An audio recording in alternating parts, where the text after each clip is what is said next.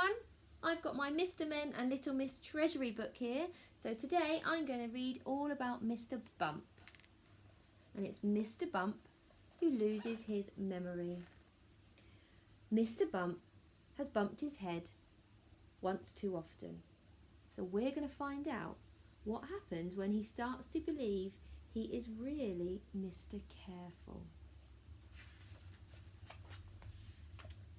Mr. Bump is the sort of person who is always having accidents.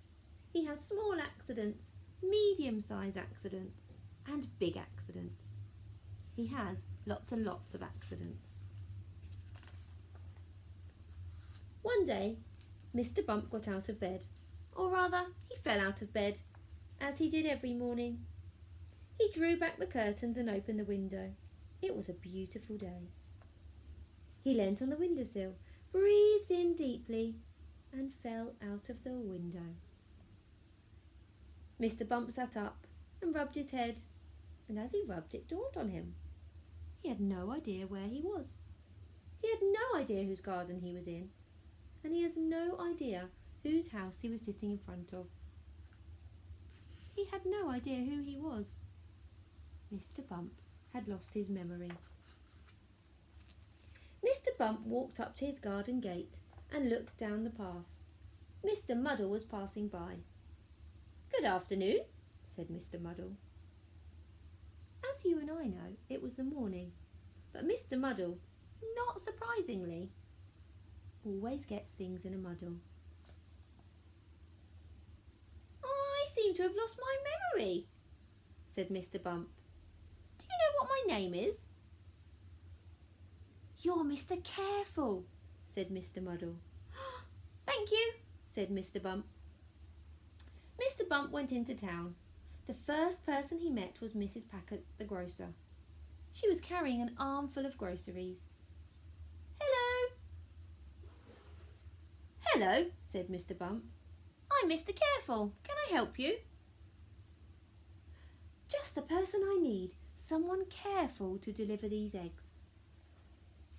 Mr. Bump took the eggs from Mrs. Packet and set off down the high street. And because he was Mr. Bump, he slipped and fell on the eggs, breaking all of them. "You're not that careful, are you?" said Mrs. Packet. "Sorry," said Mr. Bump. He walked on past Mr. Bottle, the manager. "I'm looking for someone to go on the milk float," he said. "What's your name?" "Mr. Careful," replied Mr. Bump. "That's perfect. I need someone careful to do the milk round." Mr. Bump set off down the road. As he rounded the corner, he hit the curb and the milk float turned over, smashing all of the milk bottles. "Well, that wasn't very careful, was it?" said Mr. Bottle. "Sorry," said Mr. Bump. Mr. Bump then met Mr. Brush, the painter, who was up the ladder painting.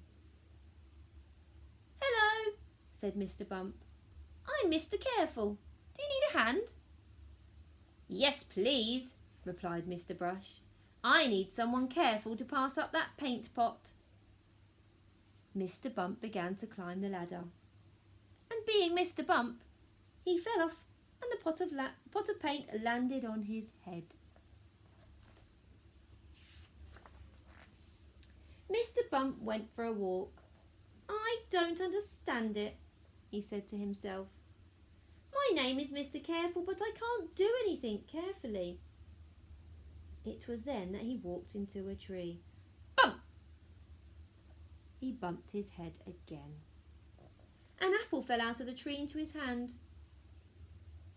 "That's odd," he said to himself. "How did I get here? The last thing I remember is opening my bedroom window. And where did all this paint come from?" Just at that moment, Farmer Fields turned up. "Careful," he called.